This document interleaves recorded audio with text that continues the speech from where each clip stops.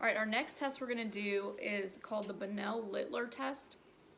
And this is gonna be to identify whether we're having intrinsic muscle tightness or if we're having joint capsule tightness.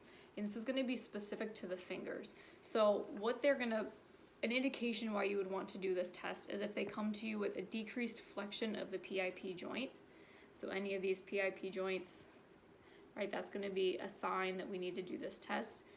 What you're going to do, obviously picking the finger that needs to be tested or identified, we will do the pinky because it's the easiest one to see on the camera. So for this one, we're gonna have you relax. We're gonna put the MCP in slight extension, relax. Just let me move you.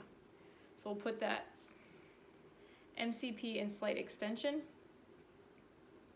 We're then gonna have her try to flex her PIP joint.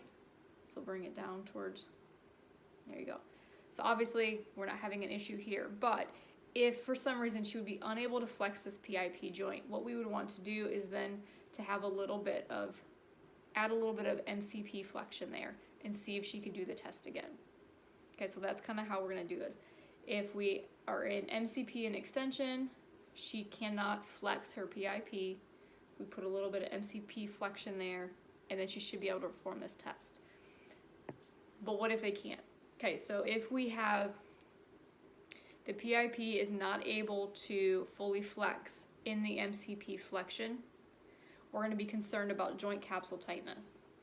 If, however, she can fully flex that PIP with the MCP and flexion, we're going to assume that it's an intrinsic muscle tightness. So two ways to kind of identify what's going on there. Okay, so that's the Bunnel-Littler test. Is going to be focusing on PIP tightness, intrinsic muscle tightness, or joint capsule tightness for the PIP. The retinacular test is going to be focusing on the